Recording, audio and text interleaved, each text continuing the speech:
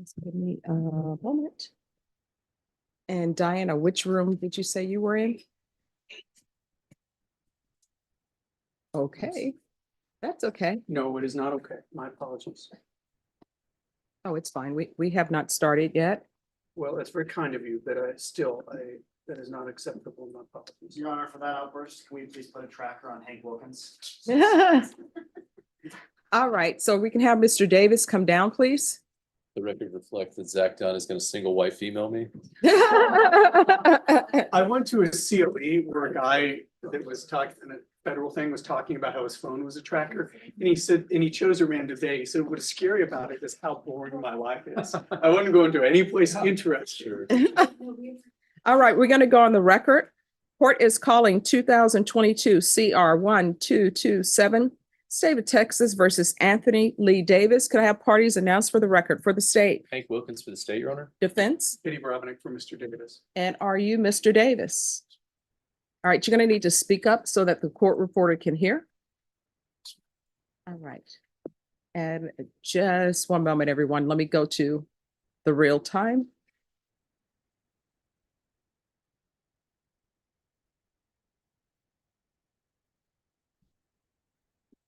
Dana, could you do a test? Just write the word testing. All right, it's up. Thank you. All right, Mr. Davis, I'm going to show you what's entitled Motion to Revoke Community Supervision. Did you review that with your attorney? Did you understand it? Are you the same Anthony Lee Davis who's placed on community supervision in 2022 CR 1227 for the offense of evading arrest detention with a vehicle on June 28, 2022 for a term of 7 years? Is that you? All right, state. Violated condition number 14U on or about the 28th day of November 2023 in Bexar County, Texas. The defendant, Anthony Lee Davis, did then and there fail to apply for, provide documentation of attendance, and comply with all rules, regulations, instructions, and financial agreements as directed by the court and/or supervision officer and/or the head of or authorized personnel of the following program. Parenting class, in violation of condition number 14U. All right, to that, how do you plead? True or not true? And we waive the other violations alleged in the motion, Your Honor. Any objection? No, Your Honor. All right, did you understand by pleading true to violation 14U, the court could find it true, grant the motion, and sentence you up to 7 years in prison and up to $1,000 fine? Knowing that, do you still wish to plead true to 14U? All right, you're whispering. Court will find 14U true. Is there a proposed agreement? There is, Your Honor. We're asking that you deny the motion, continue the defendant on supervision, and amend conditions to include the state ISF cognitive treatment track, followed by ISP supervision and continue mental health care with CHCS or Be Well, Texas upon his return. That's our agreement, Your Honor. All right, Your Honor, probation, just one moment. Is that the probation's recommendation? All right, Mr. Davis, you wanted to say something? Sure. Can you raise your right hand for me? Do you solemnly swear or affirm the testimony you give will be the truth and nothing but the truth, so help you God? All right, you can lower your hand. State your name for the record. I also have a. State your name for the record. Davis. Yes. What did you want to say? I also have an address of my sister's house, if I can go there and still get help with my. Now, here's the thing. We've tried that. And you haven't followed through. So it appears that the only way you're going to follow through is if you're an inpatient. Now you have choices today, and I'm going to give you a choice. Sometimes I can give people choices, sometimes I cannot. So here's your choice. You can go to prison for 5 years, or either you can go to state ISF, and I'm going to order that you be on GPS. And you are not allowed to live with your mother because there's a no contact order in place. You're not allowed to live with your sister unless your sister submits a letter to the court or comes into the court and says that she wants you to live there. And even then, I may not allow you to live with her. You understand? Because a lot of people will be at the jail, they'll be at prison, they get out and they say, oh, this person wants me to live with them. And they're just assuming that because of the familiar relationship, that somebody is okay with them living with them. You understand? So what would you like to do? Do you want me to try to give you the help you need? Or do you want to go to prison? You go to prison, you get out of prison, you can do whatever you want to do. All right. So why have you not been following through on what I've been ordering for you to do? Well, at first I had no contact order at my mom's house, so I wasn't able to stay there. So I was really homeless until I worked my way up to have a car. Then I was living out of my car, and the communication was just bad because they were trying to reach me through my mom, and me and my mom weren't even on. Why don't you just go to probation? Probation has a physical office that you can go to. And I know that when people are on probation out of this court, I tell them if there's an issue with probation, they can always come back to the court.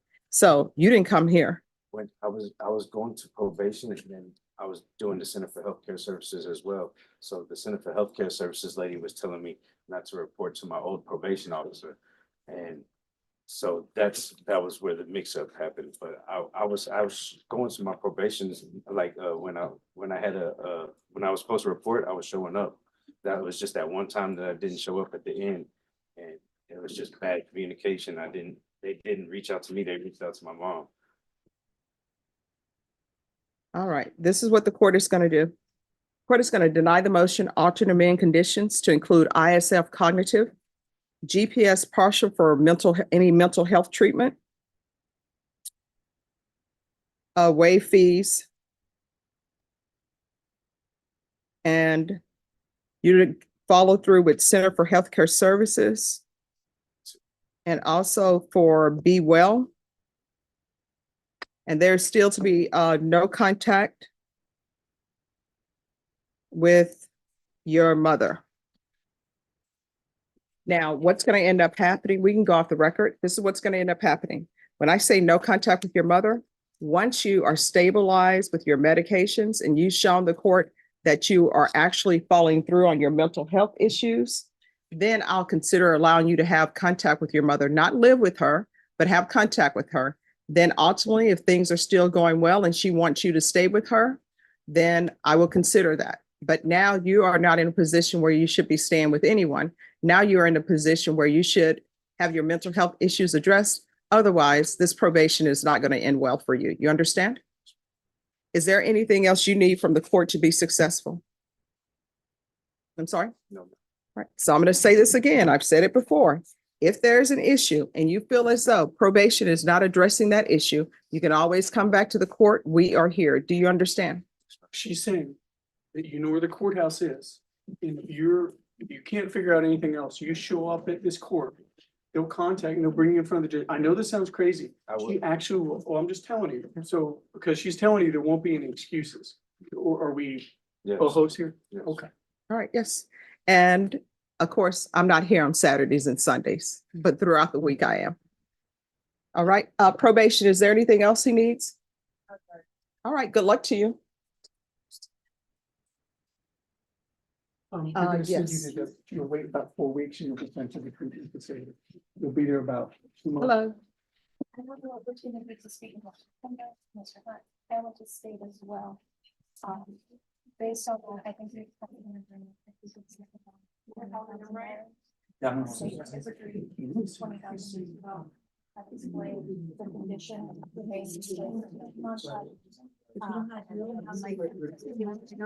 All right. So because the jury is coming up, if you take that agreement to Judge Nahara, I'm sure he'll sign off on it.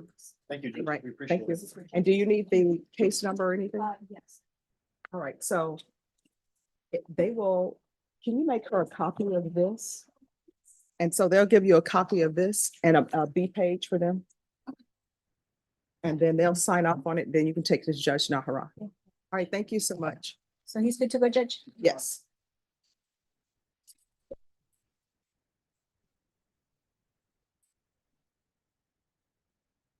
All right, before the jury comes in, I'm going to fill up my water. They were just aligning them outside, Judge. All right, thank you. No, Judge Nahara won't need to see him, I don't believe. Thank you. You can go into that witness now. Okay, so we have to chair over there for. Oh, yeah, we get. On the witness. Oh, Judge, one. I think it was a witness stand, I think it was a chair on the side. No, she, but you can put the chair on the side. Yeah, no, not really. Really? Isn't that kind of long? It's 12 days.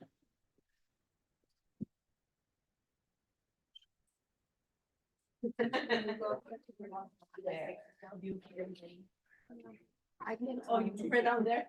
Just saying. Judge, you wanted him on the witness stand or down here? Oh, either way is fine. Oh, so you don't want him on there. Okay. So it's the felony. It's still in the felony drug court evaluation is holding them up. Yeah. Okay. Check back in a day, so I guess. Okay, yeah. All right, thanks. Yes.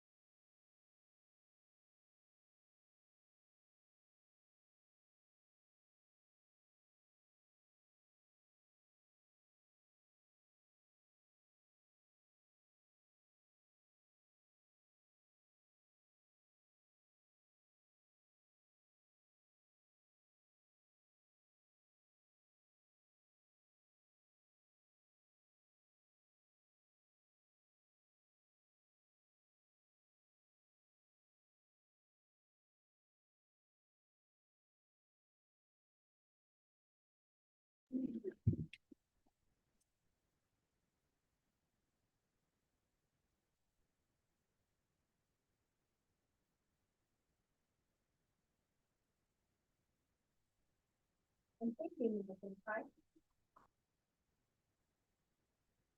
All right, everyone, please be seated. Number, you want him over here or? If we can put him, sir, if you're okay with being behind the gate, and then we'll make sure you have your number 4 card. Okay. All right, thank you so much. When they made these courtrooms, they did not ask the people who worked here what would be the appropriate amount of room. I'm sure that happens at everybody's place of employment. They never ask the people who actually work at a facility what would be best. All right, everyone, good morning. Good morning. All right, you're the first group where we've had a jury trial and I've said good morning and you all are still wide awake and ready to go. Right. My name is Stephanie Boyd. I'm the judge of the 187th District Court. You are on the 4th floor in the 187th District Court. So where are you? All right, y'all, that's all jumbled. Okay, so let's do it this way. Which floor are you on? What's the court? 107. Who's the judge? Stephanie Boyd. Now, I know what you're probably saying. We know where we are. Why would she ask such a thing? And the reason why I do that is because whenever we take a break, everyone has to leave the courtroom. And when I say everyone, I mean the jurors do. And we cannot start again until everyone is here. And believe it or not, sometimes people get lost and we will sit and wait. One time we had a juror who was down the hallway about to go into another jury selection. So I always say that because if you're ever lost, all you have to remember is 187th. There's only 187th court in all of Texas. Or either if you remember Judge Boyd, there's only one Judge Boyd in the entire courthouse. So someone will be able to direct you where you need to be. To my left, we have the court reporter. She is taking down everything that everybody says. That's her job. And I always said that if ever I was in a position to make somebody's job easy, that I would do my best to do that. So I want all of us to make her job as easy as possible, because it is a hard job when you think about it, because some people talk softly, some people talk fast, and it's hard for her to hear if people are talking softly and if people are talking fast. So if everyone will talk at the rate that I'm talking and talk at this tone, this loud, it'll make her job easy. So can everyone do that? Yes. Has everyone been able to hear me so far? Yes. Now, this is something I'm going to also ask you to do to make her job easy. Every jury panel we have had has failed, but I have faith that you all are going to be able to do it. So everyone in the box, raise your card, please. Everyone on this front row here, raise your card. Number 4, if you'll raise your card. Raise your card. Just the people I've told to raise their cards. All right. Anyone else, if you do not have your cards raised, in order for the court reporter to hear you, you'll need to stand. So will everyone be able to do that? Yes. All right. So if somebody whose number is not raised starts talking and they don't stand, I'm gonna need the neighbor to touch them and say, hey, we're trying to get an A here, so please stand. All right, you can lower your card. Now I'm gonna have the parties introduce themselves. This is a jury trial in the state of Texas versus Isaiah Thomas Varju. So could I have the parties for the state, if you'll introduce yourself, please? Hi guys, I'm Allie Jackson. Hello, everyone. I'm Zach Dunn. And for the defense? Good morning, everyone. My name is Jessica Gonzalez. Good morning. I'm Mario Morano. And Mr. Varju, if you'll introduce yourself. Hello, everybody. I'm Isaiah Varju. All right. So the other thing is you'll probably notice people who will come through this door. They're coming through that door because they haven't read the sign that says, we're in jury trial. Please do not come through this door. So they have nothing to do with this case. They just didn't read the sign on the outside of the door. People will come through this door and they may have items for me to sign. It has absolutely nothing to do with this case. I'm alternate presiding judge, so I may get some officers who may come to that door for me to sign documents. Again, it has nothing to do with this case. And sometimes we have interns and other people who want to see a jury trial, so they will come in to observe. Does everyone understand? All right. Now, in your hands, you have cards. Those cards have numbers on them. Whenever something applies to you, when either the state or myself or the defense are asking you questions, just raise your card. And then someone will call you by the number in your hand. If you have a question about something, please raise your card. All right? And sir, if you could remove your cap. Thank you. All right. In this case, the charges are indecency with a child contact and sexual assault of a child. And I'm going to come back and talk to you more about those type of charges. When I talk to you and when the state talks to you and the defense talk to you, they are going to be speaking to you in hypotheticals.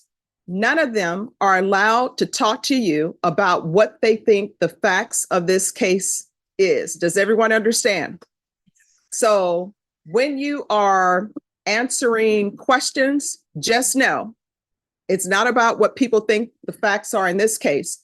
You'll only get to know what people think the facts are in this case if you are on the jury panel. Does everyone understand? Yeah. Now, I want to talk to you about an indictment because Mr. Varju is here because he's been indicted. An indictment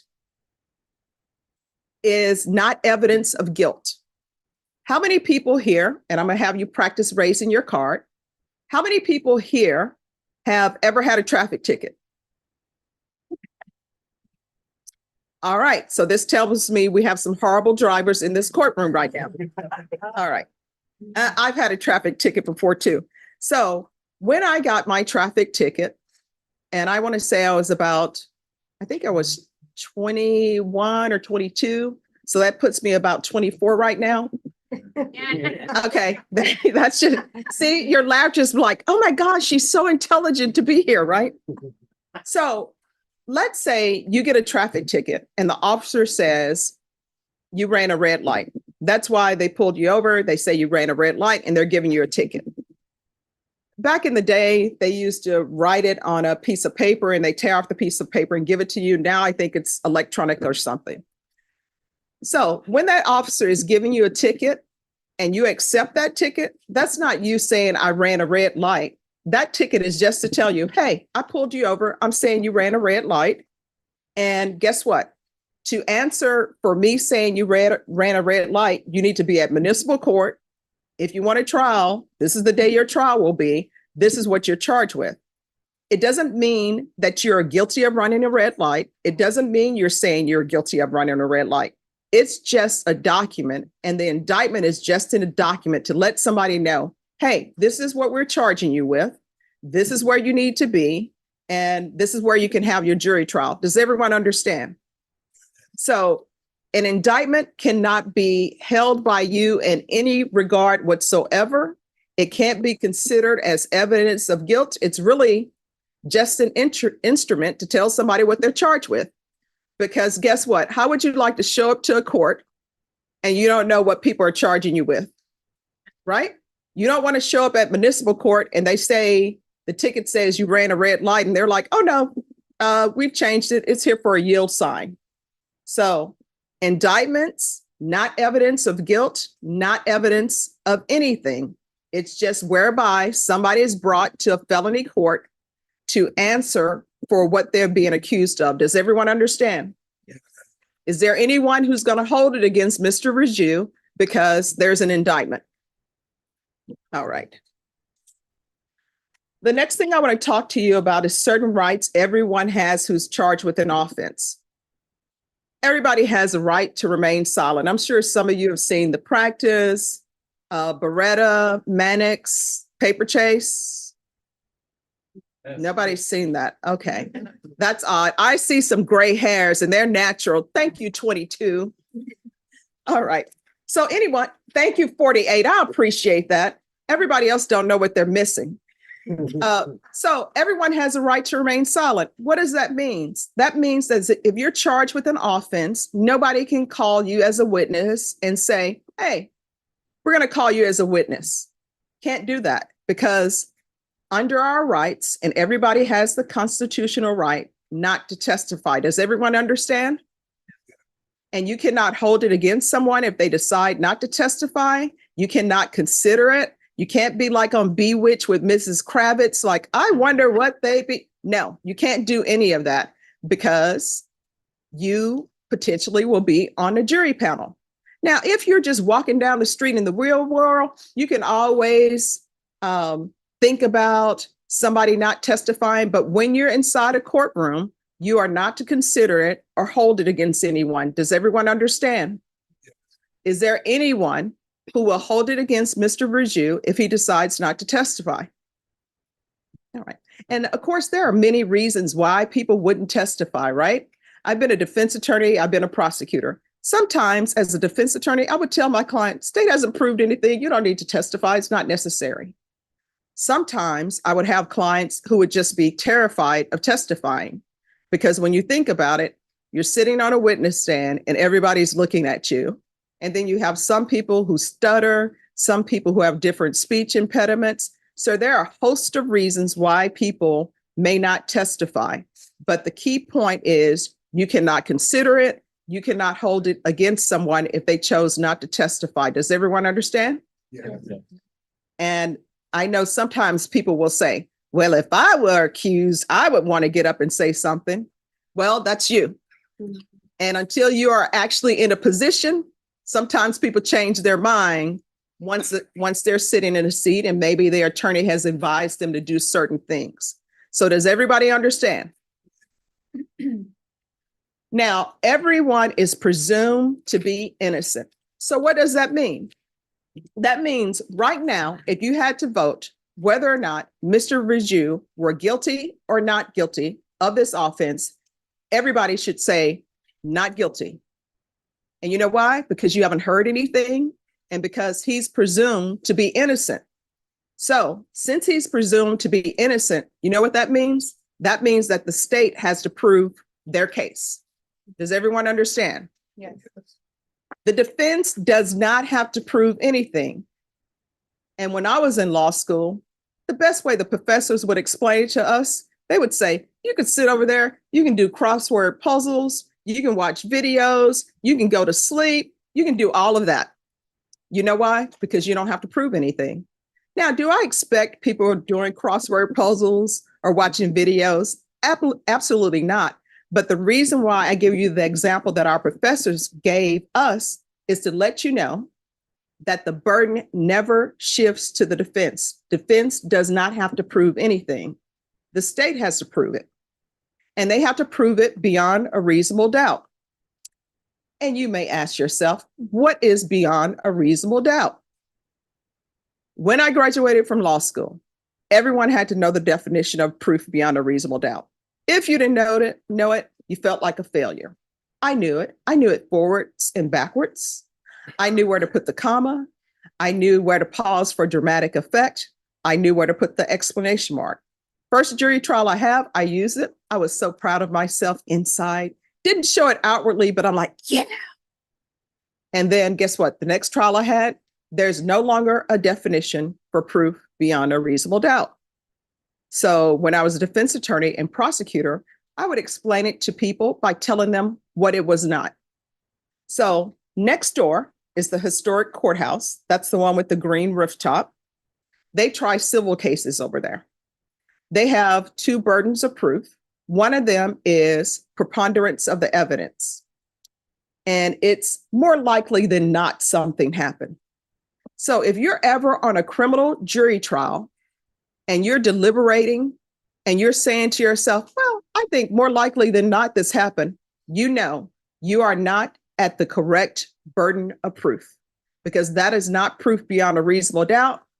That's on the civil side. So remember that.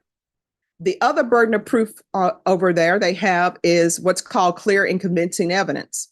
Clear and convincing evidence is what is needed when somebody wants to terminate your parental rights. They're saying you're not a good parent, you're a danger to this child. Legally, we're going to take away your right to be this child's parent. That's the highest burden they have on the civil side. Guess what? Proof beyond a reasonable doubt is higher than clear and convincing evidence. Does everyone understand? So neither the state nor the defense nor I can give you the definition of proof beyond a reasonable doubt because it no longer exists. Now, in a jury trial, there are two phases. First phase, people like to call it the innocence phase. That's really not what the phase is. The first phase is whether or not you find someone guilty or not guilty. It's not whether someone is innocent or not innocent. It's whether did the state prove their case or did they not prove their case. Now, if you find someone not guilty, there's no phase two.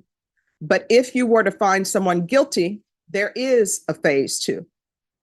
People who are charged with criminal offenses must make an election or selection that if they were found guilty, who would they go to for punishment? Does everybody understand? Yes. And that must be done before jury selection. It isn't somebody saying, well, I'm guilty, so let me go to this person or let me go to that person for punishment. It's the law. They have to make a selection or election if they were found guilty. In this case, Mr. Varju has decided that if he were found guilty, the jury would decide his punishment. Does everyone understand? Now, let's talk about range of punishment. In each of these counts, there are 4 counts. The range of punishment in each count is 2 to 20 years in prison, right? Now, that's a wide range because these are second-degree felonies. So when you think about it, you could potentially sentence someone, if you were to find them guilty, 2, 3, 4, 5, 6, 7, 8, 9, 10, all the way up to 20 years. Does everyone understand? And that's a wide range, right? And sometimes for these type of offenses, people are eligible for probation. So some cases, if you were to find someone guilty, but not sentence them more than 10 years, they could be eligible for probation if you so decide. None of you know anything about this trial because I was telling you, everybody will speak on hypotheticals. So there are some cases where you may say, oh, I can see giving somebody probation for this type of case. Because when you think about it, sometimes you think about the age of the complainant and the age of the defendant, right? Because sometimes you have people who may be 16 years old and you may have a defendant who is 20. And you may say, I could see perhaps giving somebody 20 years for that. Let me see what the facts are of the case. Does everyone understand? Yes. And then there are sometimes you may say, no, I'm going to give this person 20. But in this case, nobody can ask you what you would give somebody because guess what? You don't have any facts. So what I need to know, is there anyone who would not be able to listen to facts for punishment? And I'm speaking hypothetical, not about this case. On a sexual assault case, can you listen to facts and apply those facts to punishment if you were to find somebody guilty? Is there anyone here who can't do that? Is there anyone here who can't consider the full range of punishment, bearing in mind that what that means is that you will be able to listen to facts and apply those facts to whatever punishment you would consider in a case? Does everybody understand? Yes. Is there anyone who will not be able to do that? All right. Next thing I want to talk to you about is what's called the one witness rule. One witness rule is this. The state will call a witness. Again, I'm speaking hypothetically. The witness could be Mother Teresa. But this witness is someone who's credible. That means that you believe them. It's not too dark. You know how sometimes you say, well, I'm listening to that witness, but it was dark outside. Maybe it was too dark for them to see. They wear glasses. They were not wearing glasses that night. Listen to my hypothetical very closely. There's one witness. Witness does not have a vision problem. It's not too dark. It was there is light enough for this witness to see. The witness is trustworthy. You believe that witness is trustworthy. That one witness, if you believe them, proves the state's case beyond a reasonable doubt. Does everybody follow me? Okay. And the question is going to be whether or not you would be able to convict somebody from that one witness. Does everybody understand my hypothetical? Don't add anything to my hypothetical. Don't take anything away. Now keep that hypothetical in your mind. And I'm going to give you another hypothetical. Let's say someone is in a parking lot. It's just that person walking in the parking lot. It's not dark, but there is nobody else around. They think they're the only person in that parking lot. Somebody comes out of nowhere. They see this person, and it's only them now and this other person in the parking lot. That person robs them, takes their items, and runs and leaves. The person in the parking lot, again, there's only that person and the person who robbed them. How many people think that that person's case should still come to court? Raise your card if you think they should still be able to file a report. Is there anyone here who thinks that that person should not be able to file a police report and say, hey, I was robbed? All right. So as you can see, sometimes there are offenses that are committed when there's only the person who's the complainant or the victim and the person who did it. That, in essence, is the one witness rule. So I go back to my hypothetical where a person comes to testify. You believe them, they're credible, and they say, this is what happened. I was in a parking lot, reaching into my purse to pull out my car keys. This person comes up to me, robs me, takes my car keys, takes my money, takes off running. I know the person who did it. I saw them very clearly. This is how tall the person was. This is their hair color. I see that person in the courtroom now. This is the person who did it. Is there anyone here who would not be able to find that person guilty? All right. Next, I want to talk to people about languages. I love languages. When I was in law school and when I was in graduate school and undergraduate, there are a lot of people who spoke a lot of different languages. I always thought it was beautiful. I'm originally from Louisiana, so I decided to take a language that I should have been taking, knowing that I was going to live out my life in Paris, which was French. So lo and behold, I ended up in San Antonio. And I should have listened to my friend and took Spanish when she was taking Spanish, but I'm like, no, I'm taking French. So is there anyone here, if you could raise your card, English is not your first language? All right. 31, 33, 45.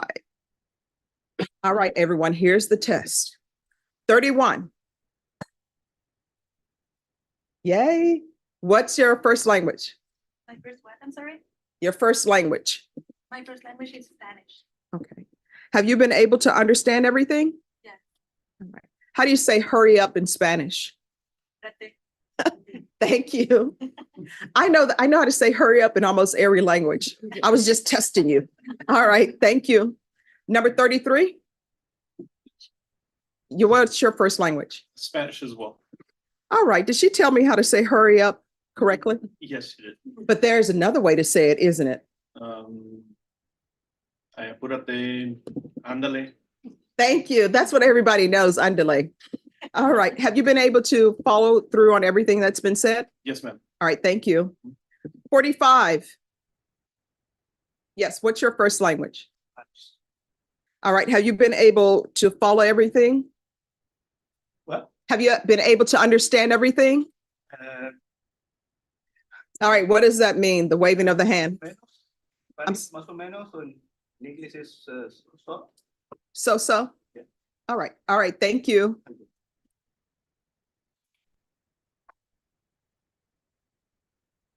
All right, is there anyone here who has any type of religious reason or some type of reason where you can't sit in judgment of others? Okay. Now, the next question I'm going to ask is about time constraints and travel arrangements. I'm expecting potentially for this case to conclude on Friday. At the latest, it may be Monday. This is what both the state and the defense have told me. So is there anyone here who has any time constraints or travel arrangements? You have tickets to, some place that's not refundable and you can't put them in my name. Is there anyone? Raise your card if there is a time constraint issue. And I'm going to tell you right now, I'm going to start calling out numbers. And once you hear me not scream and yell at anyone, don't then backtrack and finally raise your number. So over here, we have number 5, 10. All right. Raise your numbers high so I can see them, please. 30, 40, 42, 43, 54. See, number 18. See what you did there? All right.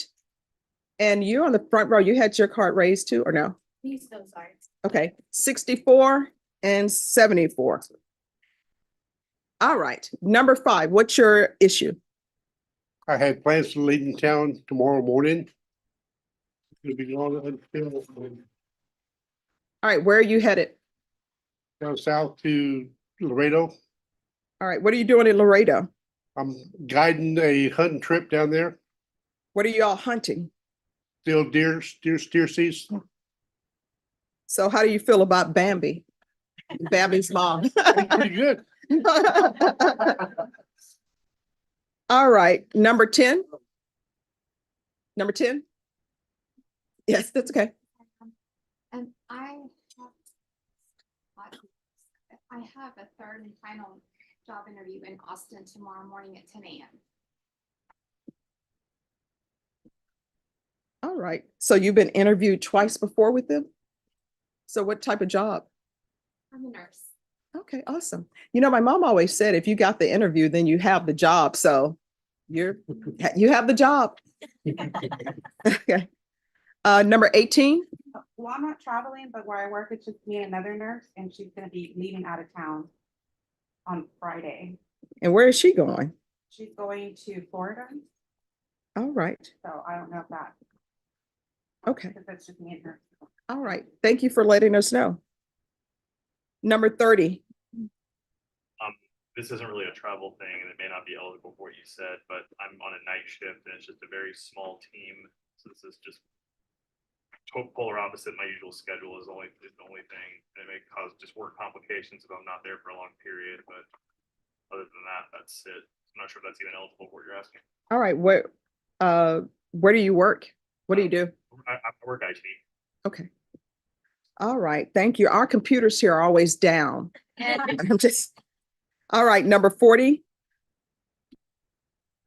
In the afternoons and evenings, I take care of my child, so I have to pick him up every day after school. All right. What time do you pick them up?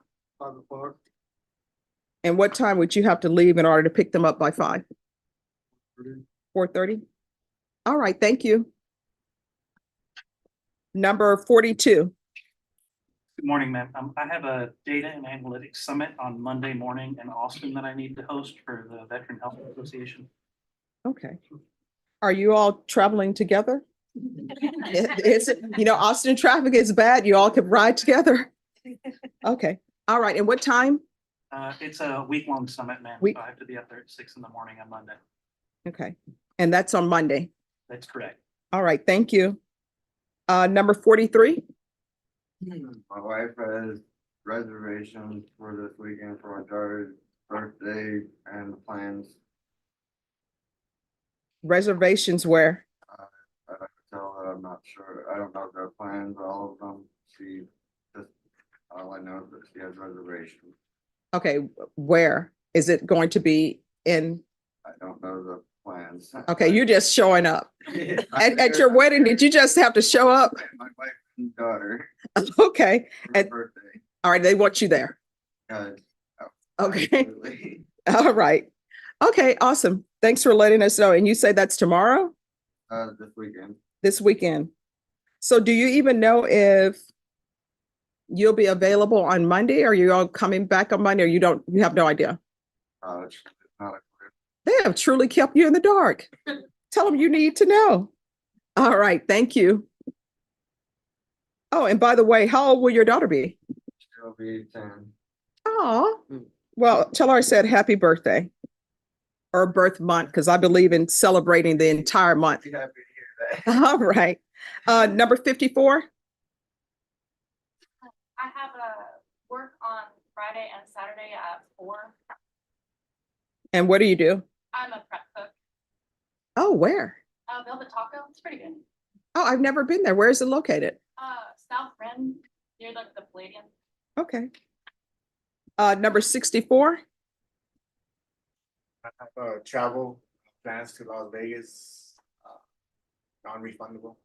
You just threw that in. When are you going? Las Vegas, When? Friday morning. Are you going by yourself? Group of people.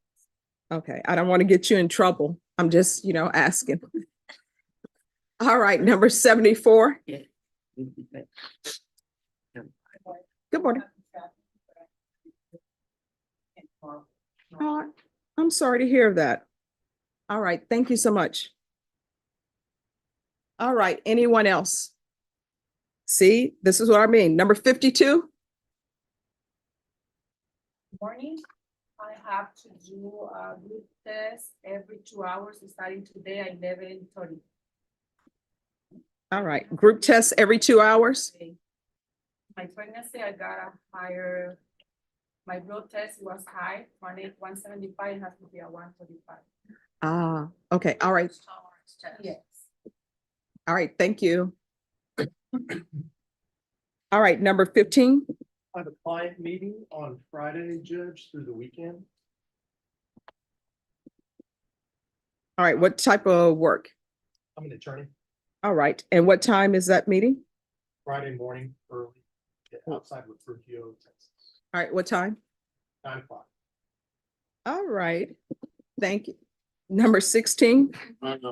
Next two nights I work from 8 to 4 in the morning, and normally I'd give them up, but this month, one of my insurance carriers they pushed the commissions back till next month, and it's just a bad time for me to give up work shifts. Okay. All right. So, ladies and gentlemen, I'm going to tell you 2 stories. Both stories are true. The first story is concerning my uncle. My uncle grew up in a small town, Grand Cane, Louisiana. My grandmother's firstborn child. Since then, both of them have passed. But my uncle was super intelligent. And so the teachers just kept moving him ahead to the next grade because they were like, there's nothing else we can teach you. We're going to move you forward to the next grade. So he ends up, going to graduate. And of course, his siblings, when they come behind him, because all the teachers in Grand Cane knew all of the students, they were telling them, we are expecting a lot of you out of you all because of your brother, who's super intelligent. So when he graduates, the Vietnam War breaks out. Now, he legally can't sign for himself because he's underage, because everybody keeps moving him up in class. So he goes to my grandmother and he tells her, there's really not going to be any work for me here. I only see a way out of this situation going into the military. So she had to sign for him to go to the military. And I know we're used to all this social media stuff, but for the young people, going to take you back a little bit. During my grandmother's time, television wasn't on 24/7. The TV cut off at a certain hour. The national anthem comes on. NBC, on a good day, if the weather's nice, maybe you can get NBC. But normally you couldn't get NBC, you'd have lines. And their phone number was 4 numbers. And to make a phone call, you'd have to pick up the phone, call the operator and tell her what 4 numbers you wanted. There wasn't a computer where you just write things. There was what people call now snail mail, where you have to write a letter. So she signed for my uncle to go to Vietnam. And that was back in the day. Nobody knew where Vietnam was because, let's face it, America, we're not the best place with students who think geography is very important, right? So nobody knew about Vietnam really. All she knew was she's signing up to send her firstborn to go off to war. Maybe he comes back, maybe he doesn't come back. Nobody knows. When they were shipping him off, they didn't give her an address and say, oh, this is where he's going to be in Vietnam. So she had to agree for him to go off, write a letter, and then wait for months for it to return. Didn't know if he was going to be okay or not. He ended up surviving Vietnam. But the reason why I tell you that is because that's a sacrifice. I think too often in this time period, we throw around the word sacrifice so easily. To me, that's a sacrifice. When people do jury duty, that's an inconvenience. Because when you think about it, the inconvenience is, guess what? Downtown has too many one-ways. You see a building, you're like, hey, if I could just turn left right here, the building's right there. Then you have to pay for parking. And it's like, hey, I'm doing you all a service. Why am I having to still pay for parking? I'm not in charge of that. But so it's all an inconvenience. But when you think about your country, what does the country ask for you? They're not drafting anybody. Guess what? The only thing they're asking for you is to serve on juries. And they're not even to ask you to serve monthly. I know some people who have been called up one time in the past 2-3 years, and they're not asking you to even serve every 2 months, every 3 months. So this and pay your taxes is all the country asks for you. And those are all inconveniences. So in order to have jury trials, we need jurors. And both the state and defense, you know what they're looking for? Somebody who's going to be fair. And what does fair mean? Fair means that when witnesses are called, you're able to listen to the evidence and make a decision on whether somebody's guilty or not guilty based upon what you hear in court. Everybody has something in their past that they wish maybe didn't happen to them. Everybody has some kind of trauma. Even Pollyanna had trauma in her past, right? Thank you. Not everybody's seen Pollyanna, but everybody has something going on in their past. Sometimes when you try cases and it's a assault case where somebody got beat up, everybody's like, oh, well, let me raise my card. I know somebody who's been beat up, or I've been beat up. Or a sex case. Oh, I know somebody who was charged with a sex offense, or either I was sexually abused. And I understand all the trauma involved in that. But the main question is not whether or not you've had something that's happened to you in your past. The main question that both the state and defense are going to be asking, really, when they say, can you be fair? It's whether or not you can sit in this trial and make a decision on whether Mr. Varju is guilty or not guilty based upon the evidence that you hear in the courtroom. Does everybody understand? Is there anybody who will not be able to do that? Now, the other true story I'm going to tell you is about one of my friends from law school. She decided to do civil work. Civil attorneys, civil attorneys, you're usually not in jury trial. On the criminal side, people are in jury trial or in court every single day. So she got called up for jury duty. And she said, Stephanie, I got called up for jury duty. Let's have lunch. I'm like, great, this will be fun. So we have lunch.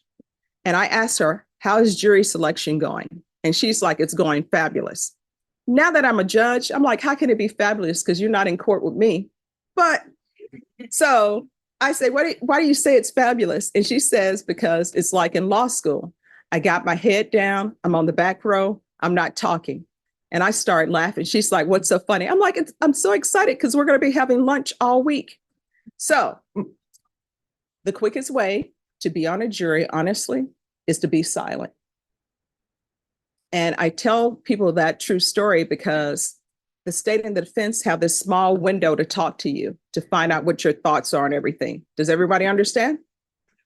All right. So is there anyone who needs a break? All right. If you ever need a break, number 28, that's okay. And 29. All right. So I'm going to give you all a break. And I'm going to need everybody back here by 11:25. Now, here's the thing. If you need to go to the restroom, wherever you see stairs, there's a restroom on either side. So if you see the restroom is crowded, just take the steps down. There's another restroom on either side. You find a stairwell, you will find a restroom. And which court are you in? All right. So leave the plastic cards behind, and you are more than welcome to leave your items behind. All right. And we'll see you back here at 11:25.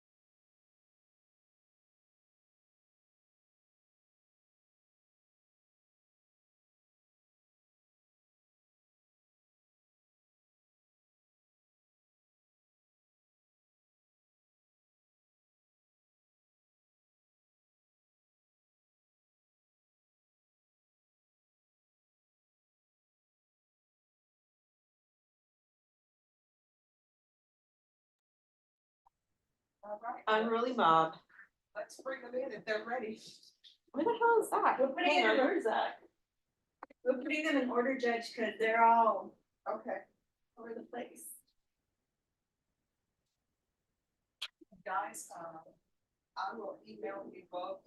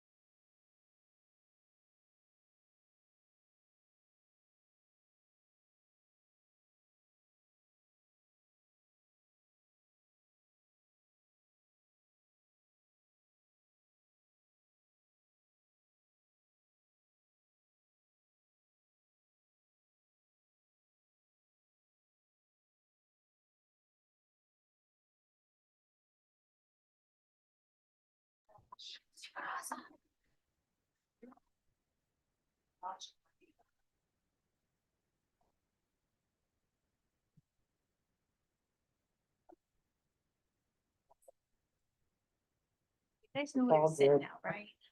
Yes.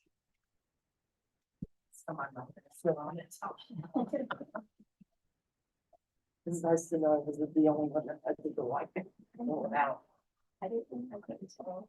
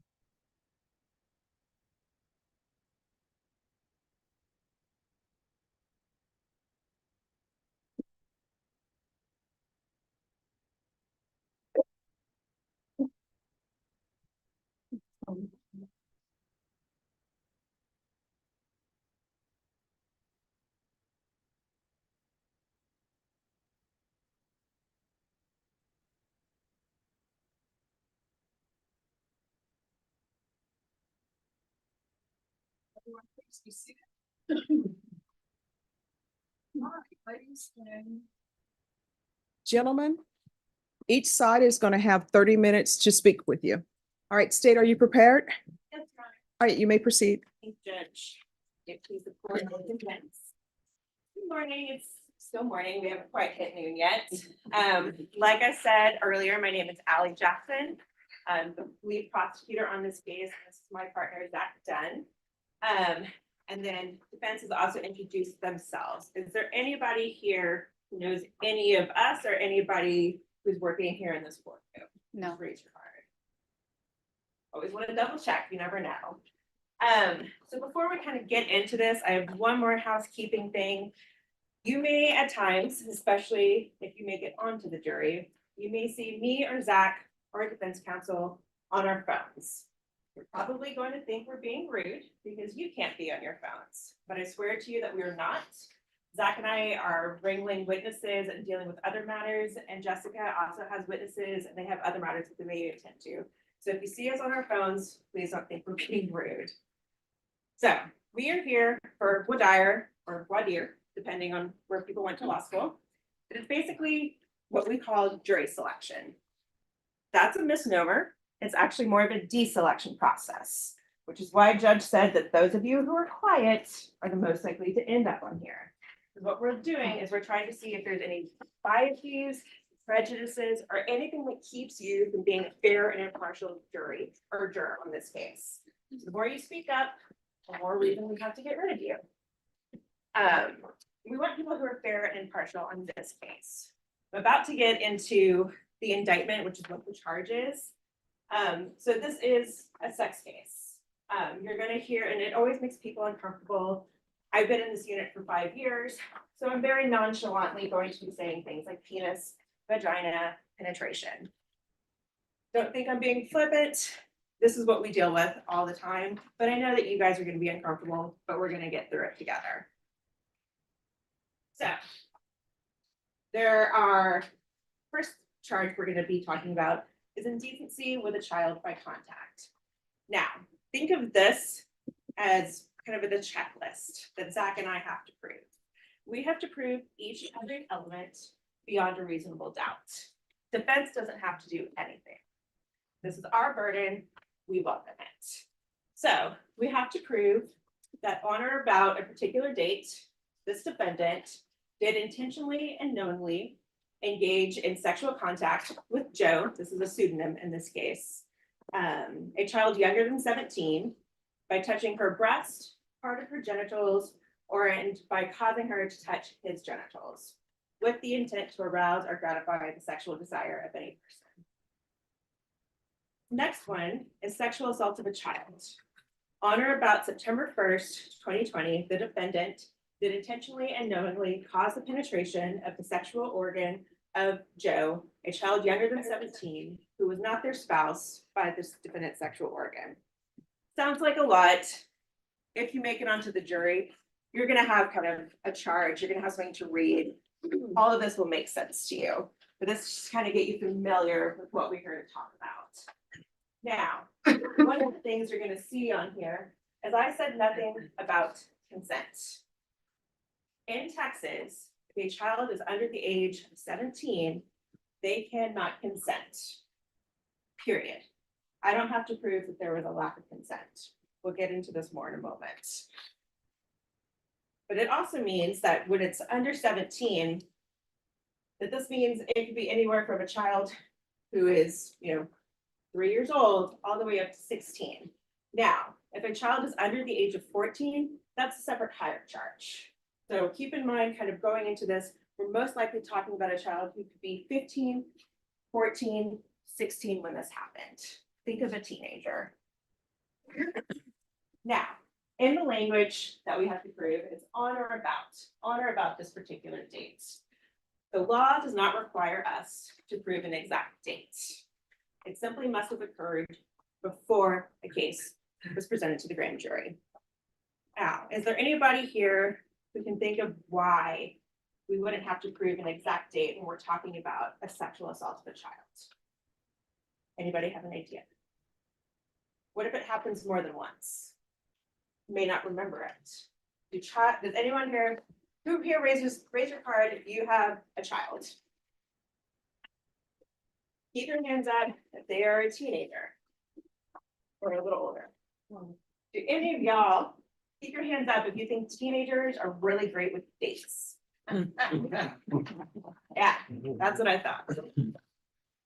Now, hearing that we don't have to prove an exact date, is there anyone who says, I get it, I understand that's the law, Allie, and I understand why it's the law, but I want an exact date. I'm gonna hold the state to my own burden, and I want you to prove an exact date. Is there anyone who feels that? Raise your hand. Cool. So, in the indecency count, you notice that we talked about sexual contact. Sexual contact is any touching by a person, including through the clothing of the anus, breast, or any part of the child.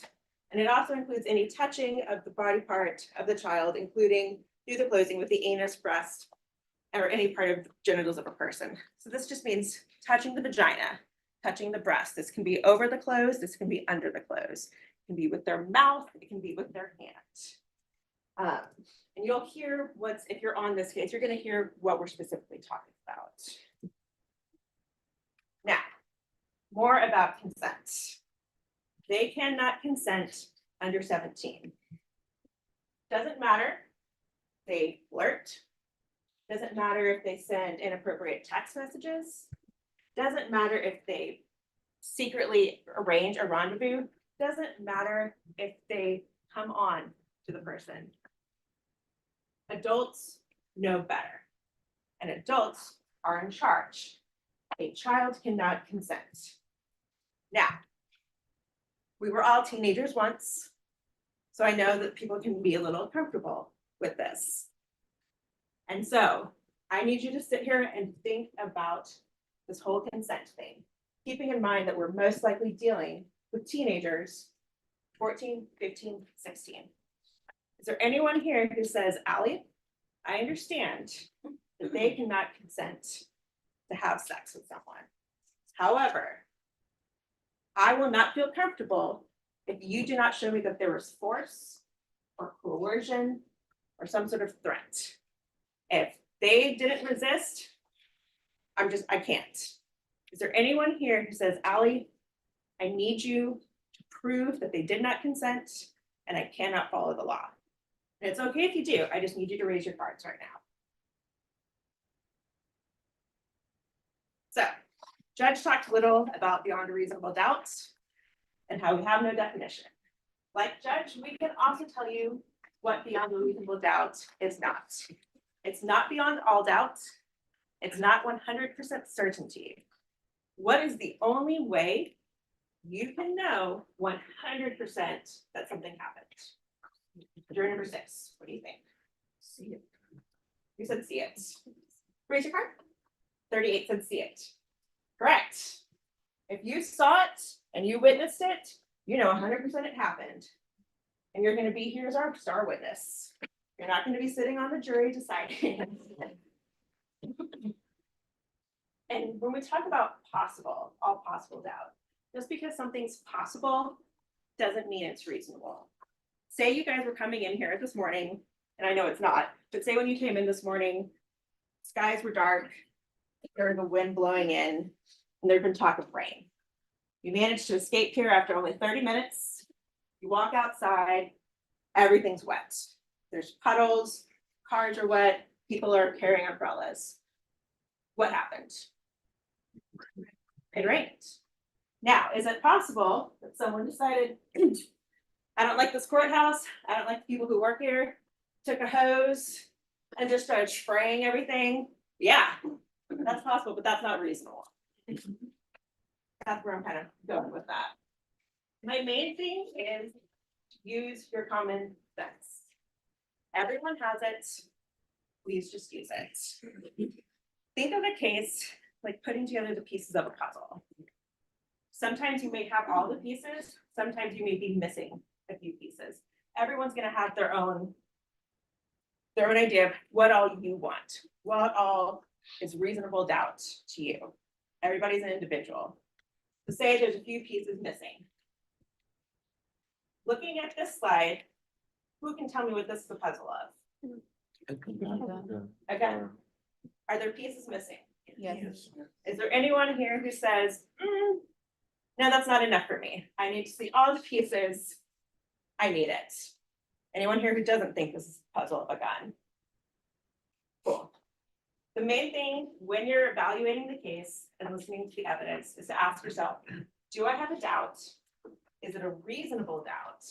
And did it go to one of the elements that Zach and Allie had to prove? That is the key point. Now, we're all human. We all have a level that we want to get to in order to make a decision that would affect somebody's life. Because even if you gave a defendant probation, it is still affecting their life, and that's fair. So is there anyone here who says, I get it. I get what the law is. I get that beyond a reasonable doubt is the standard, but I need no doubt. Is there anyone here who would make us prove the offense beyond all possible doubt? Please raise your card. Alrighty. So, next thing is evidence. Who here has any idea or suggestions of what kind of evidence you expect to see in a case involving assault or sexual assault? Jury number 7, what is the evidence? Witness. Testimony is evidence, y'all. All evidence comes from the witness stand. From somebody testifying, somebody bringing in physical evidence. You get to sit up there and judge their credibility. Now, in cases like this, some people might expect medical evidence. Who here would kind of expect medical evidence in a sexual assault trial? Raise your hand. Most people. We all watch CSI. We all watch Law and Order. Now, is there any reason you can think of why there wouldn't be physical evidence? Number 54? A bath. Time elapsed. They could have bathed. There's not going to be any evidence. Anybody else? What if they outcried much later? Would there be any physical evidence if they didn't, if nothing was found out? No. Things happen. So there's not always. Number 48. There's no passing of fluids. There's no passing of fluids. Number 48. Correct. So there's not always going to be medical evidence. There's many reasons why. Now, hearing that, and this is also another fair thing, this is your personal decision. Is there anyone here who says, I understand why there may be reasons, there wouldn't be medical evidence, but if I do not have medical evidence, I cannot listen to this case. I require the state to bring medical evidence. Please raise your card. Right. Now, who here, again, raise your hand if you have kids. Most of us. Now, can you tell when your kid is lying? 13, 13 is very quick. How can you tell your child's lying? Yeah, by the way, the eye movement and the way they handle them. Okay, eye movement, handling themselves. Number 11. My wife tells me. Your wife. Okay. Yeah. What are some other ways you can tell when your child's lying? Anyone else? Number 48. Depends on what my daughter calls me, mom or mommy. Ah, there you go. Where's going? Number 7. The head is down and can't look you in the eye. Head is down, can't look you in the eye. Body language. 64. Their mood. Their mood. Yeah. 34. Change of tone. Change of tone. 67. Inconsistency in stories. Yes. We got demeanor, motive. I think you guys got everything. What they say, if there's anything that backs up their story, kind of what the circumstances are. Now, who here, who can be a victim of a case like this? Who here thinks anybody can be a victim of any type of? Yeah. Now, I would love if my victim and my witnesses was a bus full of nuns. That would be fantastic, but no one is perfect. Probably not even the nuns. But we just ask that you sit and listen to everybody and you decide who you believe. Now, Judge touched on this briefly with Just 1 second.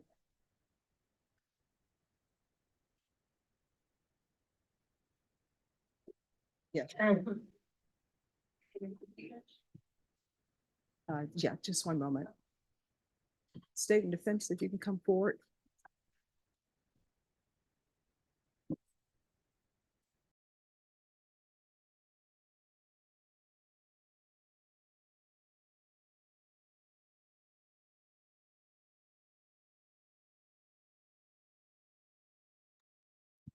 All right, ladies and gentlemen, it appears that 26 is having an issue, and normally jury selection, everybody needs to stay together, but both the defense and the state have agreed that they'll continue with their voir dire. And then if they need to ask some more questions of juror number 26, they will be given the opportunity to do so. All right, state, you may continue. Your judge touched on this with the one witness rule. So we know we're here talking about indecency with a child and sexual assault with a child. Where do these types of crimes occur? Anywhere. Anywhere? Do you think they occur where other people can see? No. No. They occur behind closed doors. The two people who are typically there are the abuser and the child. Makes sense. That's why Judge talked and kind of touched on the one witness rule. Now, technically, if the victim came in, testified, they could testify to every single thing that Zach and I had to prove. And we could technically put on a one witness trial if you believed that victim beyond all reasonable doubt. That doesn't necessarily mean that there's not other witnesses to be brought in. You know, there might be a police officer to come in to corroborate, hey, they made this account, the account's consistent, this is what we did. You know, there may be other people who did exams, you know, they're just kind of gathering evidence, but at the end of the day, there's only one person or two people really who know what happened. That's why we have the one witness rule, because that makes sense to everybody. Okay, is there anyone who says, that's great, but I'm gonna need a lot more than one witness to prove this case beyond a reasonable doubt, Ally? Please raise your card. Cool. Now, you know, we're here most likely talking about teenagers. Who here thinks that when a child has been sexually abused, all kids react the same way? No one does. How would you expect different kids to react to being abused and talking about it? Silent. Silent? Is that number two? Do you mean like not to say anything or not want to talk about it? Yeah, not explain it, anything that might have happened. Okay, they're not gonna want to talk about it. Who here agrees with number two? They might not want to talk about it. We've got one, keep your cards up, but I say your number. It's most of you, but 1, 2, 3, 4, 5, 6, 7, 8, 10, 11, 12, 13, 14, 15. Actually, we're gonna stop right now. Raise your hand now if you didn't raise your hand. Raise your card if you didn't raise your hand. We got 51, okay, and 28. Much easier. Yeah. Do you think that all kids will testify the same? No. Now, juror number 2. Can you please tell me about the last time you had sex? How do you feel when I asked you that? About last month? Okay. How did you feel when I asked you that question? Well, there's a lot of people here. Yeah. 75 of your best friends. When I asked her that question number 1, how'd you feel? Do you think maybe you're next? Yeah. How do you think a child's gonna feel talking about a time when they were sexually abused to a room full of their new best friends? Very uncomfortable. Very uncomfortable. Number 19? Who here agrees with number 19 that a child's gonna feel very uncomfortable? Most of y'all. Raise your hand if you didn't agree that it was gonna be uncomfortable. Okay. Yeah, it's an uncomfortable situation. So sometimes someone can look. How do kids look when they're uncomfortable? Like, what are the things that you can see and be like, oh, this child's uncomfortable? Number 5, They look down, they're squeamish. look down and squeamish. Anybody else? Withdrawn. Withdrawn, number 19. Yeah, They might stutter, stutter, number or they 48. might continue blabbing. Yeah, might just babble. Yeah, They'll also have nightmares. nightmares. They also squirm. Squirm, what card? 38. They might squirm. They might get depressed. They could get depressed. Are you 54? All right, so everyone, make sure you remember the rules. That's the end. Who would you answer? They might, but 54 said they might get angry. Number 2. I forgot it. Number 5. They don't want to be around the person that assaulted. They don't want to be around the person that assaulted them. 64. What they post on their Instagram or whatever they, Yeah, whatever social media that they have. they might post about it. Yeah. All right. all different ways. Number 40, I could change their routines. change their routines. So those are all different things that you can look for in a child who's been abused. Now, I'm gonna ask a 2-answer question right now. Sit with it before you answer. Neither one of these is a wrong answer. Just trying to get some opinions here. Which do you think is more common? Number 1, a child makes up a completely false allegation of abuse. Or number 2, a child denies being abused when they actually were. Raise your hand if you are a number 1, you think it is more common for a child to completely make up a false allegation. Raise your card. What if you don't know? Number 38. What if you don't know? Okay, we'll get to the don't knows. Okay, what if you think it is more common for a child to deny being abused when they actually were? We got number 1, 2, 3, 5, 4, 6, 7. And you can put your cards after I say number. 8, 10, 11, 12, 13, 14, 15, 16, 17, 18, 19, 20, 21, 22, 23, 24, 25, 27, 28, 29, 30, 31, 32, 33, 34, 35, 36, 37, 39, 40, 41, 42, 43, 45, 46, 47, 48, 49, 50, 51, 53, 54, 55, 56, 58, 59, 60, 62, 63, 64, 65,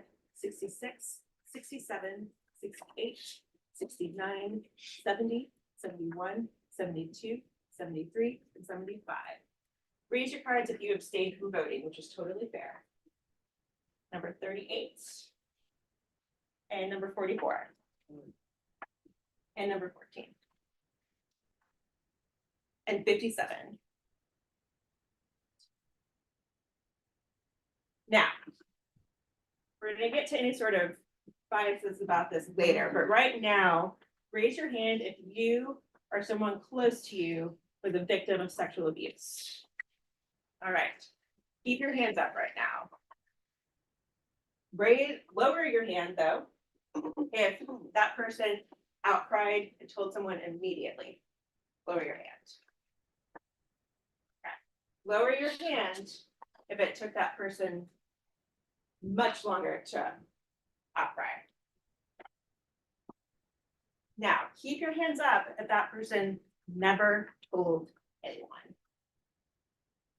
We have number 22, 42, 43, 49, and 50.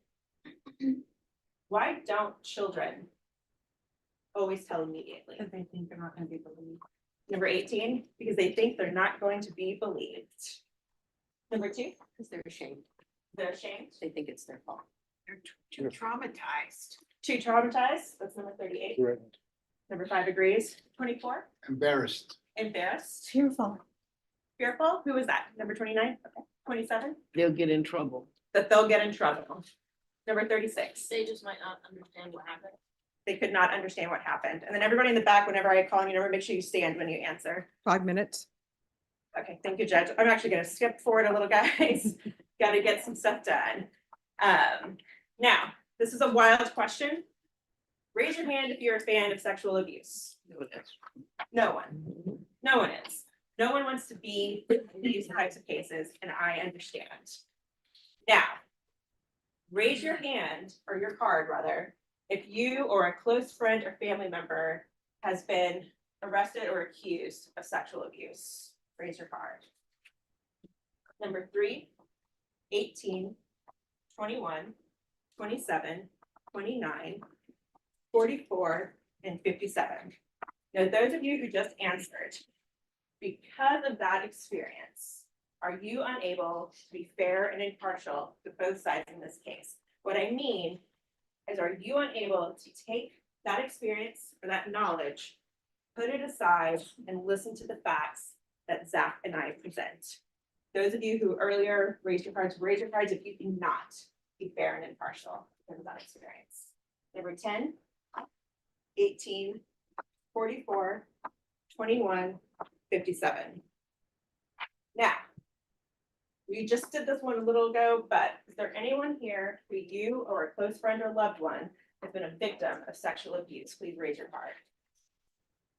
All right, 1, 3, 5, 6, 8, 10, 11, 12, 13, 18, 19, 20, 22, 27, 28, 30, 32, 34, 35, number 4, 39, 42, 41, 43, 44, 47, 48, 49, 51, 53, 56, 57, 58, 59, 60, 54, 62, 63, 64, 66, 67, 69, 71.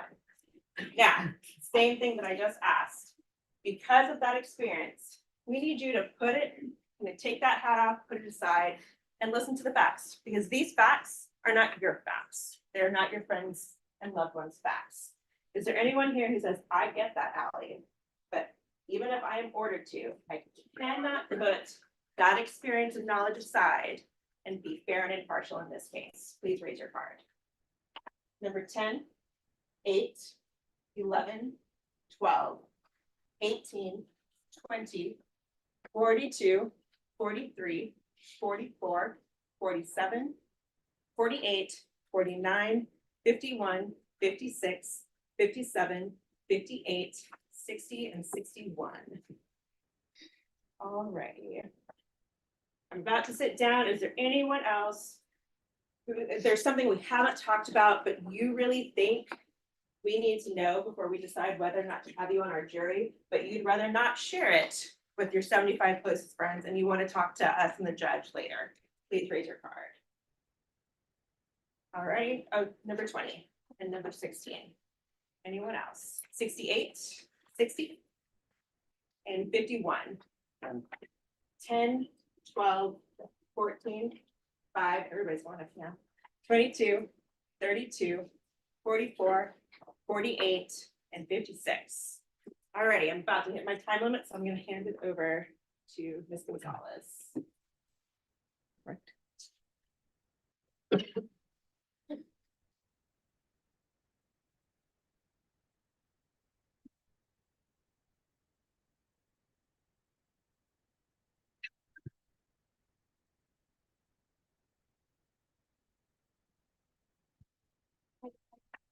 Yes. All right, good morning. Let's try that one more time because my stopwatch isn't working. Okay, never mind. I give up. Good morning. Morning. Good morning. Hey, how's everybody doing? Okay, so Ms. Jackson and Judge Boyd covered a lot of things. So I'm still gonna have the slides in here, but I don't necessarily need to go and talk about these topics. However, even though they covered a lot of stuff very thoroughly, there's still some questions I'm gonna wanna ask you guys. And just a heads up, I wanted to be a professor when I was in college. I like the teaching aspect, so I am going to be calling on some numbers to kind of get you guys talking. And let's not forget Judge Boyd's rule. If you're sitting back here, go ahead and stand up. Okay, so we already covered that. We're talking about who's going to be a good juror. Allie spoke about sometimes people have biases and prejudices, things in their own history that kind of makes them not a great juror. For instance, one of the examples that a lot of people like to give is Willie Nelson. Would Willie Nelson be a great juror on a possession of marijuana case? No, him and Snoop Dogg can go stand over in their corner and watch everything on their own, but they're not exactly the people we want or the state wants. I may want them, But the state may not want them to be able to judge whether or not a person broke a law for possessing marijuana. So we're here to have this conversation, and like I said, Judge Boyd talked about a lot, Ally talked about a lot, and I'm going to talk about a lot. But all we're asking right now is that you listen. What I'm asking you is that you listen and answer my questions honestly and fairly, okay? So the judge spoke a little bit, the constitutional rights, boilerplate, easy to remember. The right to remain silent, everybody's heard that. The right to an attorney, the right to a jury trial and a right to a fair trial, and the right to confront the witnesses. So I'm going to ask you my first survey question. You don't have to hold up your hands, but who's on trial today? Well, actually, I do want somebody to answer. Who's on trial today? Anybody have the answer? Sarah? I'm sorry, juror number 5? What'd you say? Gentleman over there? Gentleman over here, Isaiah Varju. Anybody else agree with this, juror number 5? Everybody? Yeah? Yeah? Yes. Okay. So remember when Judge Boyd talked about the presumption of innocence? Presumption of innocence says, my client, as he sits here right now, he's innocent. He does not have to prove anything. But he's not the one that's necessarily on trial. What we're asking for the jury is to be able to decide whether or not the state of Texas has proven their case. As Ally talked about and as the judge talked about, it's beyond a reasonable doubt. The jury that we're going to be selecting to hear this evidence is solely here to listen to the state's case, listen to the evidence that has been presented by them, and the jury decides, do I believe that? Do I believe that? And furthermore, has the state shown evidence of each and every one of those elements? That's what we're here for. So what does the state have to prove to you? Do I have some teachers in here? Anybody? Okay, so when I say 5 W's and 1 H, what does that mean to you? Okay, go ahead, number 60. Where, when, how. Well, I feel like we're missing one. When? Who? So we get Where, when, and why. who? Everybody got that? So the state of Texas is gonna have to show who committed the crime, what, how, when. Okay, those are part of the elements, that charging document that Ms. Jackson had presented to you guys. Where did this happen? They have to show it happened in Bexar County, Texas. Why? Here's the thing. I like to call this the hidden why. The state of Texas does not have to prove why a crime happened.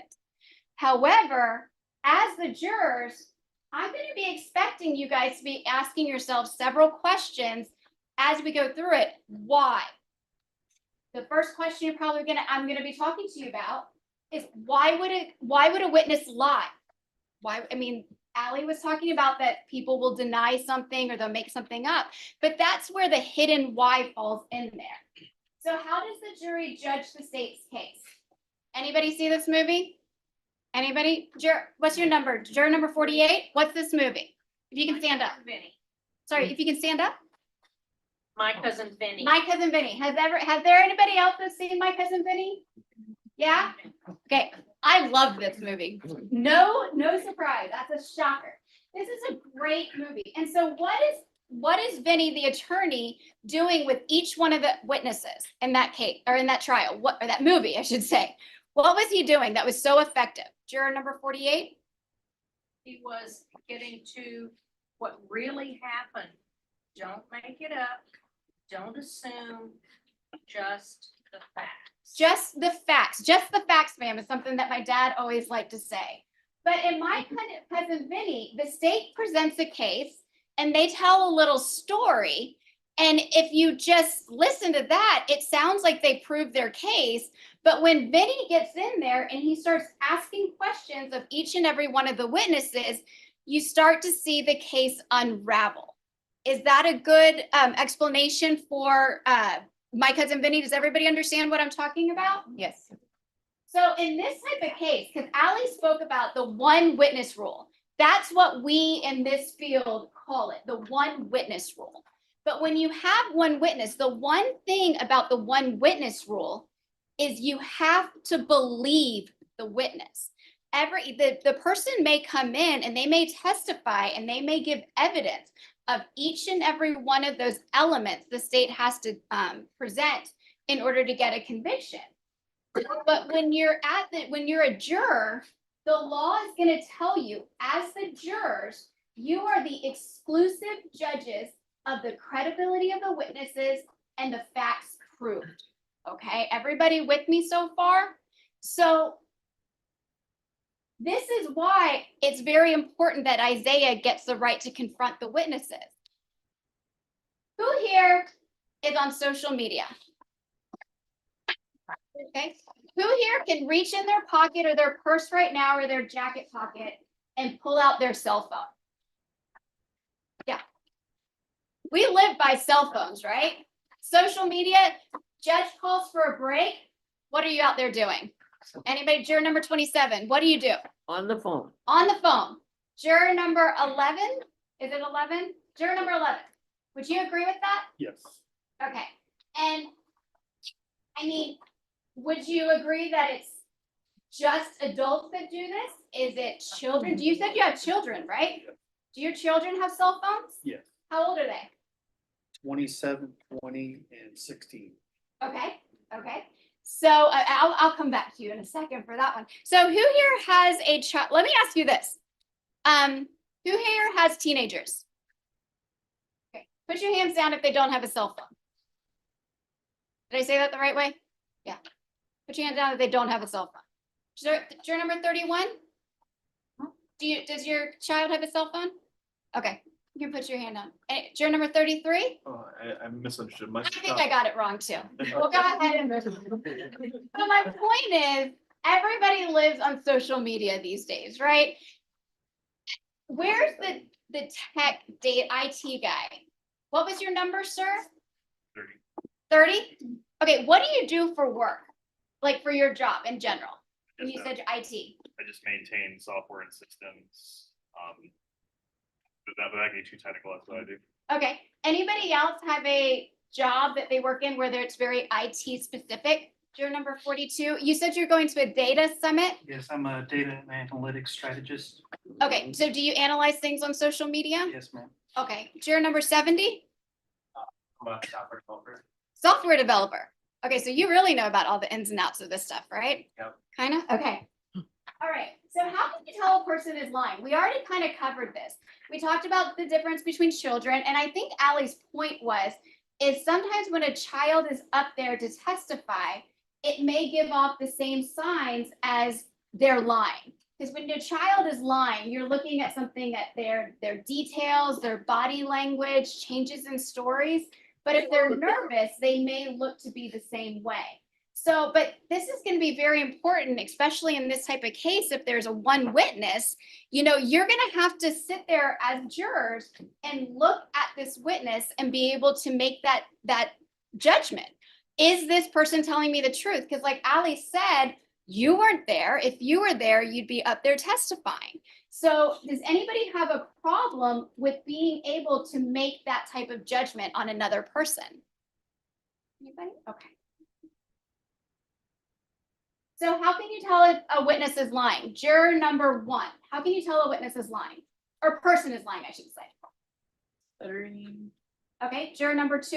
Do you have anything? Very nervous, uptight. Okay, juror number 3. Anxiety. No story changes. Story changes. Juror number 4. How can you tell a witness is lying? I don't know them. I don't know if I can tell them they're lying. That is a really good point. Know their traits and how they're. Okay, so like juror number, I think it was juror number 3 that was saying, what about if their story's changing? Would that be a sign to you? Because they're nervous because they're here in court. Okay. Okay, so what if they told the story to other people outside, not just in the testimony? So that would that play into it? Yeah. Okay. So there's a lot of things to be able to tell, even though because that's a very fair point, juror number 4. if you don't know the person, how will you be able to tell these things? Let me see, I think I come up to it in a little bit. So you remember I said the hidden why? You know, why would a witness lie? Sometimes a motive for why a person would lie ends up coming up in a trial. Let's skip ahead, police officers. I may go back to that in a second. Okay, actually, I'm gonna go back. So police officers, more than likely, police officers are not there when something happens, okay? So who here has law enforcement in their background or is law enforcement themselves? Juror number 27, juror number 49, 71, and 62. You guys can put your cards down. I'm sorry, juror number 5 also. So police officers are there. They're in our community in order to protect and serve, but they're also there to do an investigation. But just like all people, they can make mistakes. What happens if what somebody is telling them is a lie?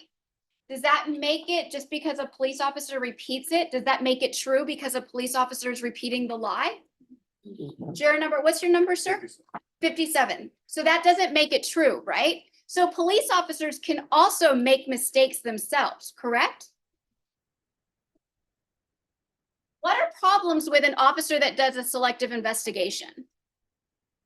Juror number 57, can you think of a problem? If an officer just focuses and just believes that one story, what sort of things can happen with that investigation?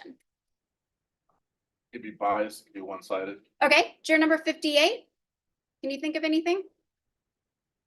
They do have like a lot of authority over the case. I'm sorry. Sorry, if you could stand up.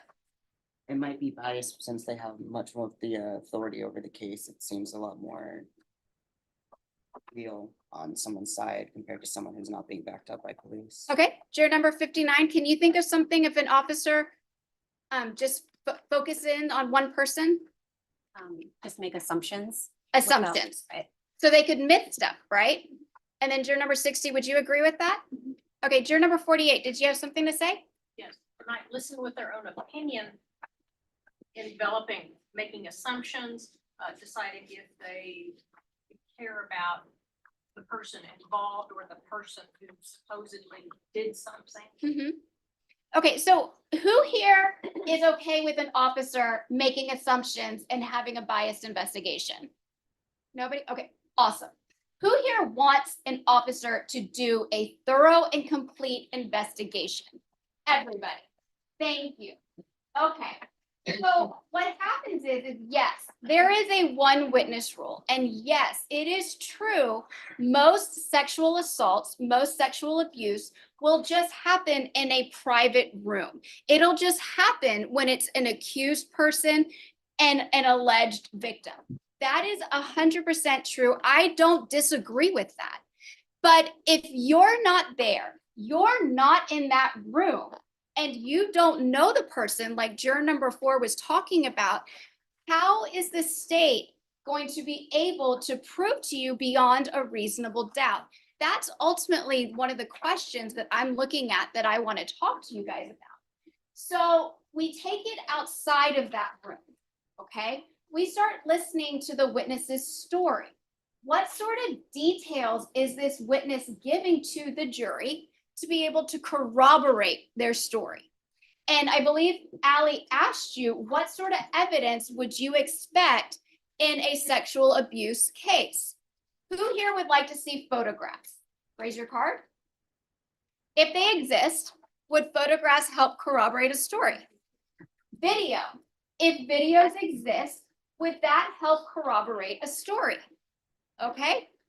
All right, so there are things that can be done in order to corroborate a story. Now, remember when I was talking about the cell phone, who lives by the cell phone? Okay, would a cell phone, evidence of a cell phone and information in the cell phone, would that possibly corroborate a story? Yes. Okay. There's computers now, we have cell phones, we have tablets. So yes, sexual abuse may happen behind closed doors, but there's other things that we can look at to be able to pull together and see did something happen? Does everybody agree with me on that? Okay. All right. So who remembers all the feelings of being a teenager? Raise your card. Yeah. If you, whether or not you're dealing with your own teenagers, you've dealt with your own teenagers, or you yourself remember what it was like when you're a teenager. I mean, is that anything anybody ever wants to go back and relive? Let's be fair. No.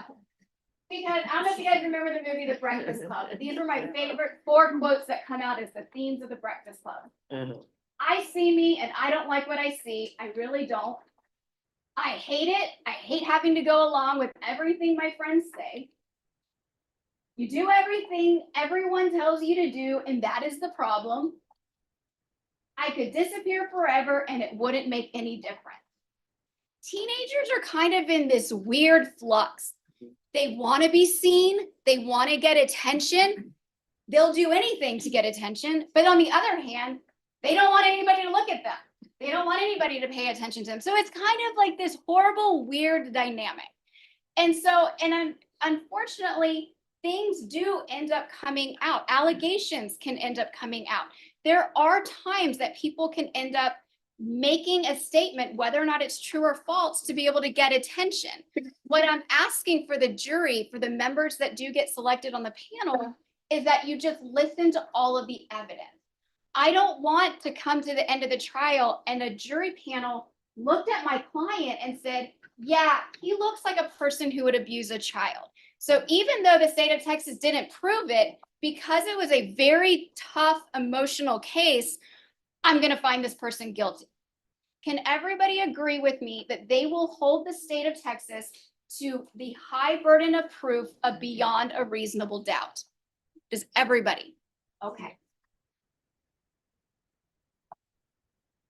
Does anybody know what I'm talking about when I say the snowball effect? Oh, yeah. Okay, what's the snowball effect? I know it just disappeared on you, but juror number 48, what's the snowball effect? When one person says something, another person believes it, another person believes that person, another person believes maybe the first person or the second person, and it just keeps rolling and getting bigger and bigger. And bigger and bigger and bigger. And I'm gonna go back, see if I can get it to come back again. See if you guys catch what happens. Sorry, there's a little bit of delay.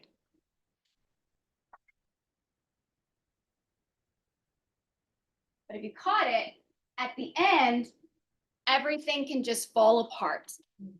That's what we're here to be able to analyze, is whether or not this is a true allegation or whether or not it's just something that kind of keeps rolling and rolling and rolling, and see what happens, okay? How do I prove a negative? Any of my data analysts know? Anybody know 42? How do I prove a negative? You can't. You can't. You can't. And that's why the Constitution of the United States says my client does not have to prove anything to a jury, because you cannot prove a negative. I can try to show you things. So the state is going to make an argument. They're going to say that my client committed a crime. I'm going to try to poke holes in their story, but I cannot come to you and prove a negative, because if something did not happen, I cannot prove that to you. But I love this movie, and it says, that's a negative, ghostwriter. The pattern is full. Okay, who would believe a child just because it's a child? I'm going to start over here. Anybody in the jury box that would believe a child just because they're a child? Okay, front row over here, juror number 18. Second row, third row, fourth row, juror number 40 and 42. Anybody in the last 2 rows? Okay, front row over here. Second row, juror number 64. Third row, fourth row, and fifth row. Okay. Similar question. Who would believe a victim just because they're saying they're a victim? Anybody in the jury box? Okay. First row, second row, third row, fourth row is juror number 40 again. Fifth row, sixth. Anybody on the left, right side? Can I cross-examine a recording or a witness statement or medical report? No. No. I mean, it's just impossible. And then the judge talked about it. Who, is there anybody who's gonna say, nope, with this type of case, I need to hear Isaiah's story? Anybody? I'm sorry, jury number 38 and juror number 46.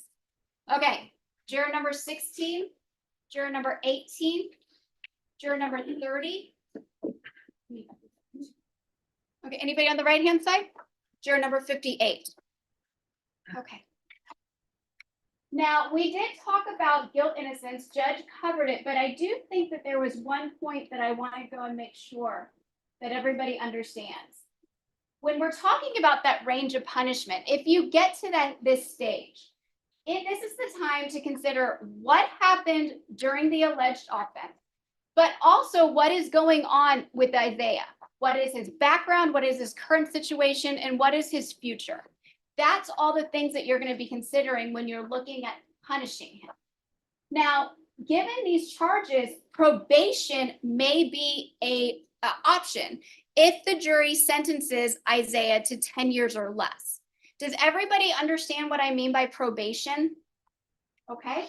So is there anybody who is going to say right now, knowing that this case involves sexual abuse of a child, I will not consider placing a person back in the community on probation? That is the question I'm asking. Just one second. Let me pause.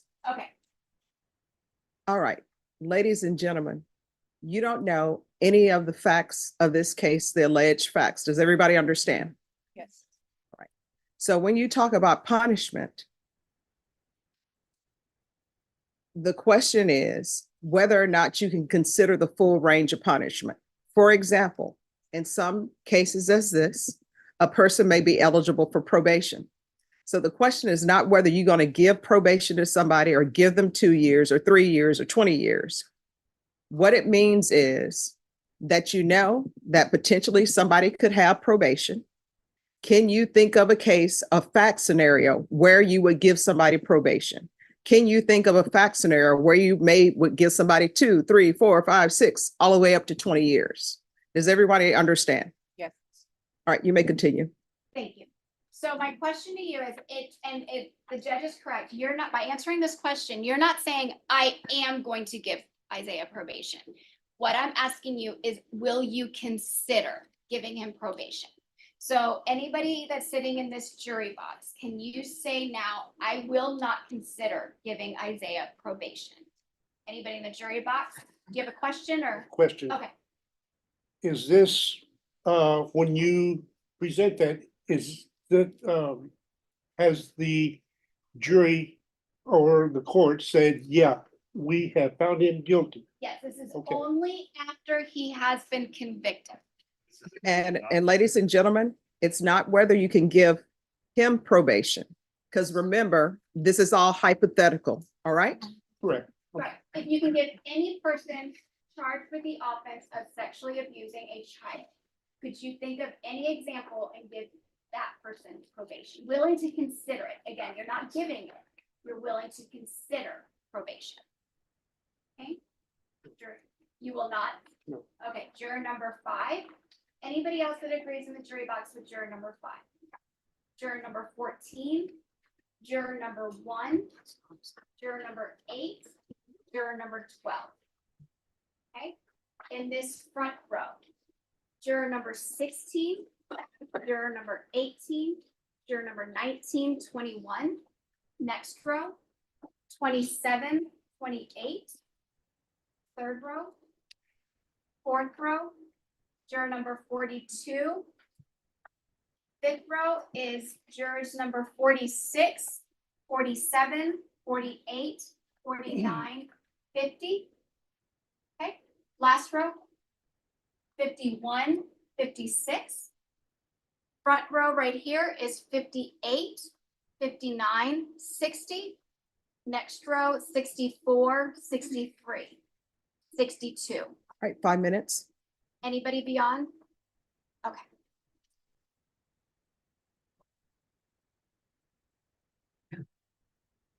So I want to spend a little time talking about beyond a reasonable doubt. Okay, I'm gonna give you guys a little scenario. It may sound weird, but just go with me, okay? Who here has children? Multiple children? Raise your hand. Juror number 35, I have not heard from you. So juror number 35, how many children do you have? 3, 3 children. What are their ages? 16, 12, and 2. So perfect. I love it. Okay. So your 2-year-old, well, we'll add on just a little bit. Okay. So let's say your 5-year-old. One of your 2 children were 5 years old. Okay.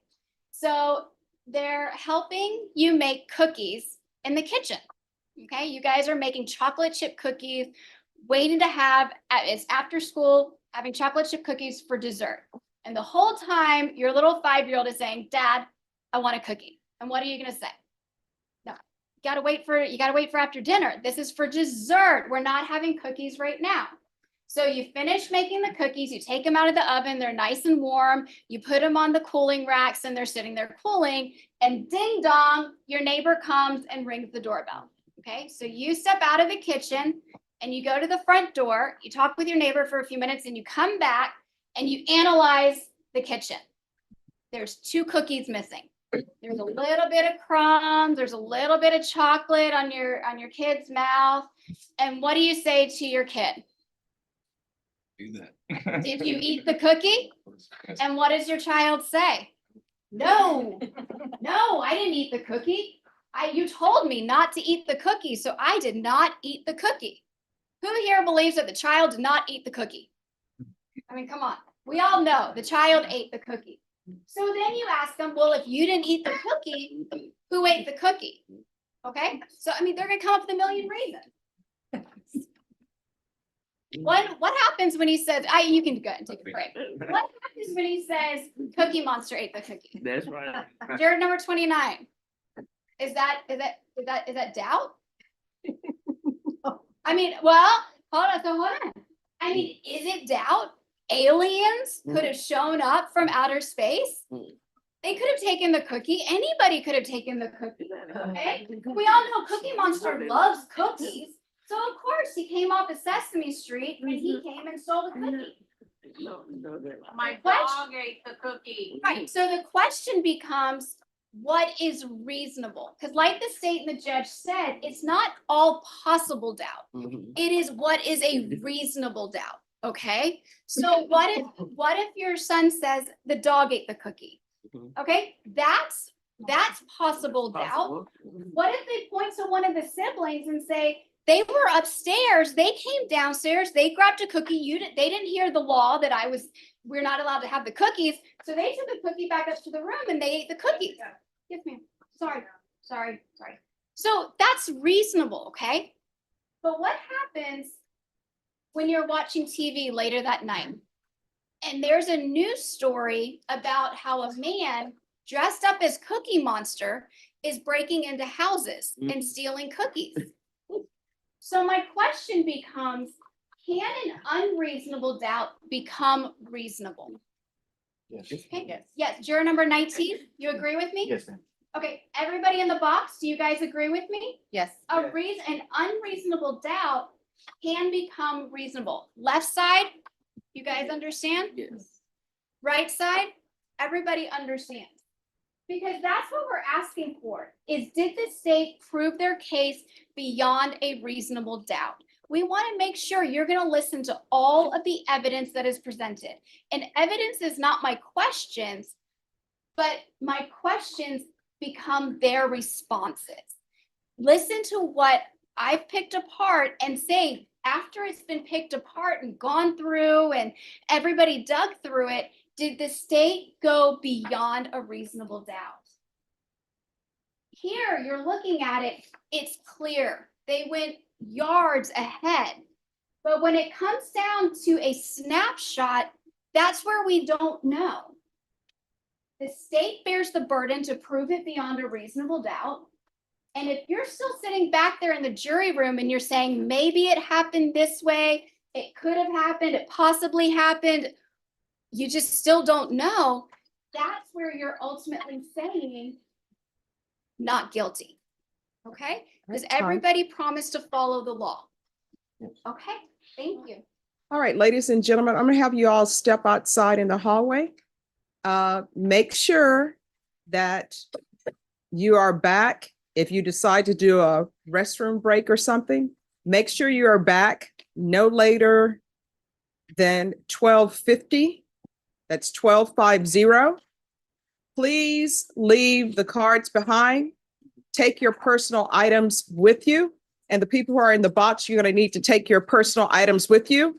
And we're going to call you back in at 12:50. Everyone, please rise for the jurors. Leave the numbers behind, I'll call you.